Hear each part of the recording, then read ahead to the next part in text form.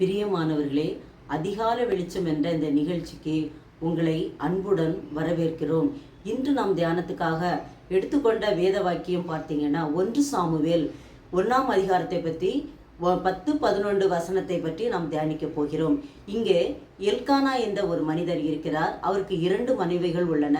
ஒருத்தர் பேர் அன்னாள், இன்னொருத்தர் பேர் பெனினாள். அவர்தில் பெனினாளுக்கு குழந்தை இருக்கு, அன்னாளுக்கு குழந்தை இல்லை. ஆனால் எல்கானா அன்னாளை ரொம்ப சிநேகிக்கிறார். இதனால ஆண்டவர் என்ன பண்றாரு, அவளுடைய கர்ப்பத்தை அடைத்து வைத்திருக்கிறார். வருஷம் இவங்க சீலோவா என்ற ஊருக்கு செல்வது வழக்கம். அங்க ஒரு சர்ச் இருக்கு. அப்போ குழந்தை இல்லையே என்று சொல்லிட்டு அந்த சர்ச்சில் போய் அன்னாள் என்ன பண்றா, முழங்கால் படியிட்டு மனம் கசந்து அந்த 10-11 வசனத்தை என்படி அவ அழுது புலம்புகிறாள். இதை ஏலி என்ற மனுஷன் அவள் வாய் அசைப்பதை பார்த்து கொண்டே இருக்கிறார். முடிந்ததுக்கு அப்புறமா அவர் சொல்றாரு, அந்த ஜெபம் முடிந்ததுக்கு அப்புறமா, நீ என்ன குடித்து வெறித்தவள் போல் இருக்கிறாயா என்று கேட்கும்போது அவள் சொல்கிறார், ஆசாரியரே, நான் குடித்து வெறிக்கவில்லை.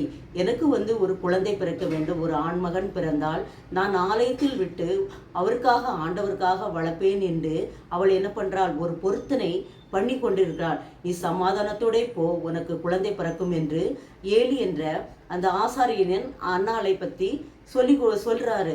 அப்பொழுது நம்ம இந்த வேளைகளை இதை கேட்டுக்கொண்டு இருக்க அன்பு ஜனங்களே, நீங்கள் யாருக்காவது குழந்தை இல்லாமல் இருக்க, அந்த என் குடும்பத்தில் இவ்வளோ கஷ்டங்கள் வேதனை விட்டதே, நான் அடுத்தது என்ன பண்ண போறேன் என்று நீங்கள் அழுது கொண்டு இருக்கிறீர்களா? நீங்கள் அழாதீர்கள்.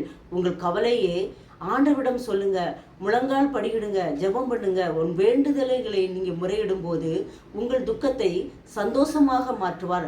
அன்னாளுக்கு செய்த ஆசீர்வாதத்தை ஆண்டவர் நம்முடைய வாழ்க்கையிலும் செய்வார் என்று நம்ம விசுவாசத்தோடு இருப்போம். நம்மளுடைய துக்கம் சந்தோஷமாக மாறும். கர்த்தர் தாமே ஆசீர்வதிப்பாராக.